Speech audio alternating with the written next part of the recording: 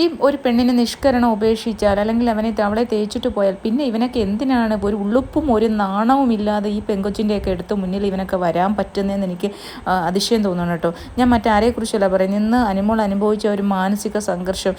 വൈകുന്നേരം രാത്രിയിലും ആ ഒരു ജയിലിൻ്റെ അവിടെ വന്ന് കിടന്ന് കരഞ്ഞിട്ടും ബിന്നിയോട് പറയുന്നുണ്ട്, എൻ്റെ ജീവിതം നശിപ്പിച്ചവനാണ്, എൻ്റെ ആത്മഹത്യയുടെ അടുത്ത് വരെ എന്നെ തള്ളിയിട്ടവനാണ് എന്ന് പറയുവാണ്. അപ്പം അത് ഡ്രസ്സിങ് റൂമിലിരുന്ന് പറഞ്ഞ ഒരു ഡയലോഗാണിത്. അപ്പോൾ അതിനുശേഷം ഇവിടെയും വന്നിരുന്ന് കിടന്ന് ബിന്നിയോട് പറഞ്ഞ് കരയുന്നുണ്ട് അനുമോൾ. എന്തിനാണ് ഇങ്ങനെയുള്ള വൃത്തികെട്ടവന്മാർ? കാരണം നമ്മൾക്കൊരാളെ വേണ്ടാന്ന് വെച്ചു, പിന്നെ എന്തിനാണ് ഇങ്ങനെയുള്ള സാഹചര്യങ്ങൾ? പ്രത്യേകിച്ചും ബിഗ് ബോസ് പോലുള്ള ഒരു ഭയങ്കര പ്രഷർ കുക്കർ ഗെയിമാണ്.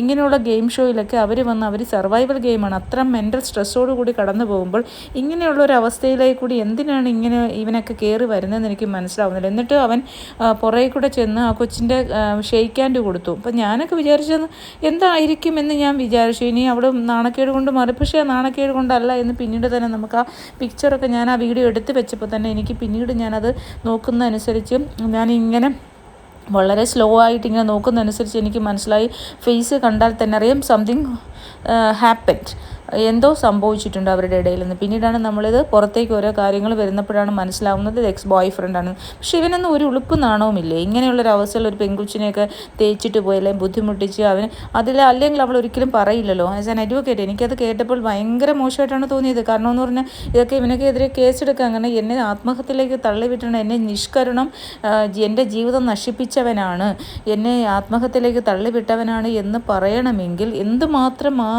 കുട്ടി ആ ഒരു അവസ്ഥയിലൂടെ കടന്നു പോയിട്ടുണ്ടാവാം. അത്രമാത്രം മാനസിക വിഷമത്തിലൂടെ കടന്നു പോയിട്ട് അതെല്ലാം കഴിഞ്ഞിട്ടാണ് അവൾ വണ്ണമൊക്കെ കുറച്ച് ജിമ്മിലൊക്കെ പോയി ഈ ഒരു സ്ലിമ്മൊക്കെ ഇത്രയും സ്ലിമ്മായത്. അനുമോളെ നമുക്കറിയാവുന്ന അനുമോളെന്ന് പറഞ്ഞാൽ നല്ല ഒരു പഫി ആയിട്ടുള്ള ഭയങ്കര ഗുമ്മായിട്ടുള്ളൊരു വണ്ണമൊക്കെ ഉള്ളൊരു ഭയങ്കര ഒരു കൊച്ചാണ്, ഭയങ്കര വണ്ണമൊക്കെ ഉള്ള. അപ്പം ഈ അനുമോളെന്ന് പറഞ്ഞാൽ വണ്ണം കുറഞ്ഞ് നല്ല സ്ലിമ്മായി നല്ലതായിട്ടിരിക്കുന്നു. എന്ന് പറഞ്ഞാൽ വണ്ണം കുറഞ്ഞ്, നല്ല വണ്ണം കൂടിയപ്പം കൊള്ളത്തില്ല എന്നല്ല, വണ്ണമൊക്കെ കുറഞ്ഞ് നല്ല സ്ലിമ്മാക്കി ജിമ്മിലൊക്കെ പോയിട്ട് അങ്ങനെ ചെയ്തിട്ട് വന്നൊരു അനുമോളാണ്.